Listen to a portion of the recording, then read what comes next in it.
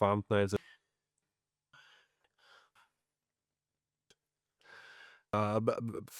There, I had days where I closed the laptop at night, and honestly, I couldn't even say that I did nothing on this whole day. That was the annoying part. I was busy. I touched a lot of things. I thought about titles, scripts, thumbnails, new ideas, the channel direction, or maybe what the next episode should be. Maybe what the whole thing, Riova, should look in the future.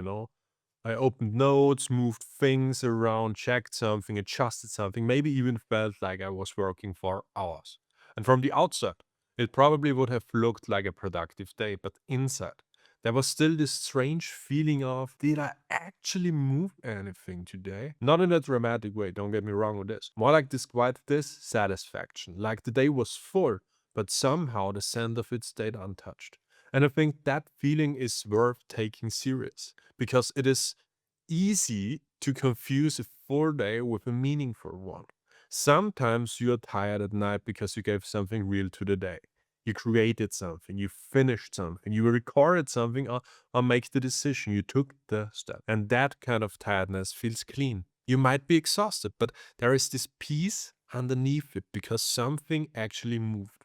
But then there is another kind of tiredness, the scattered one. The tiredness where you did a lot, but it still feels like the real thing is waiting in the background. You are near the work, but not really inside it. And I'm telling you this because I know this clearly here from Riova, what I'm building here right now. There are days where I can convince myself that I'm doing creative work because I'm thinking about the channel. And to be fair, some of that matters. Titles, scripts, structure, the bigger direction matters. But there is a point where I have to be honest with myself and ask, did I actually record? Did I write the real script? Did I publish? Did I improve the actual piece of work?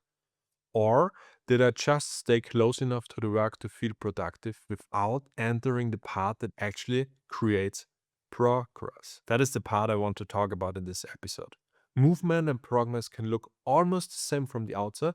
Both can fill your calendar, both can make you feel occupied, and both can give you the sense that you are doing something. But progress has a different aftertaste. It feels cleaner. It does not always feel easy and it can still be tiring, but something landed. Something moved from your head into reality. A video got recorded, a decision got made, a draft got finished, a product got created, a difficult thing got started. Movement can stay in the air, but progress touches the world. And the reason this trap is so easy to fall into is because movement often feels safer. Planning feels safer than publishing. Thinking feels safer than recording. Adjusting the setup feels so much safer than actually sitting down and saying the message. Because once you create the thing, reality can respond. People can watch it or ignore it. People can respond. The video can work or not. You can find out where you really stand. And that is vulnerable. So sometimes your mind chooses the safer version. It keeps you busy around the work instead of letting you enter the real work. And I do not say that to shame you. Because honestly, I think this is very, very human. Sometimes we are not avoiding because we do not care. We are avoiding because the real thing has too much weight. The thing matters, so it becomes harder to touch. If it was meaningless, you would probably just do it and move on. But because it is connected to your future, your identity, your channel, your life, your self-respect, suddenly the first step feels heavier. And then doing everything around it becomes a way to stay close without fully risking anything. That is what I mean when I say busy does not always mean you are moving forward. You can organize the doorway to the work for hours. You can make the plan better, the setup cleaner, the idea list longer, the notes more organized, and some of that is useful, yes. I'm not saying planning is bad. I'm not saying every small task is avoidance. Sometimes the small things generally support the work, but at some point, the question becomes very simple. Did you really enter the work? Did you actually do the part that moves the thing? For me, this often comes back to recording. I can improve the script, rethink the title, imagine the thumbnail, adjust the structure, and still, the real question remains. Did I sit down and record the message? That is the moment where everything becomes real. Before that, this video is still safe. It is still an idea. It is still something I can imagine as better than it actually is. But when I record, I hear where it works and where it doesn't work. I hear if the words feel alive or if the sound forced. I find out if the message can actually stand. That is progress. Not always comfortable progress, but real one. And I really took a long time to record this video because I wasn't safe with the script, but now I'm feeling it. And this is the work I'm putting in. All the improvement is good, but now this is the real work. And I think this is where a lot of us lose time. Not because we are lazy, not because we are doing nothing, but because we keep decorating the doorway instead of walking through it. That sentence really describes the trap for me. Sometimes you're not doing the work, you are decorating the doorway to the work. You are making the path. You are making it look better, but you are still standing outside. And if you do that long enough, the day can look full while the real thing never moves. This is also one of the reasons I make videos like this. Riova is not only about motivation or saying nice things that sound good for a few minutes. The mission is to speak honestly about what it feels like to build something real while still being very much inside of the process yourself. You know, my self mastery series, my creator reality series, the Builder's Playbook series. All of these series come back to that same deeper question in different ways. Even the Soul Talk series and the Mind Talk I made before. Are you actually building with direction or are you moving around the thing that matters? Are you living with more honesty or are you just getting better at looking busy? And I think a lot of us know the answer earlier than we admit. Usually there is one thing that would make they feel real, not 10 things, just one. Maybe not forever, but today. One thing that, if you handle it, would make you respect they more when you go to sleep. And often it is not the easiest thing. It is the thing you keep pushing behind smaller tasks. The thing you keep saying you will do once your head is clear, once something is better, the thing that feels slightly uncomfortable, but because it is real enough to expose you.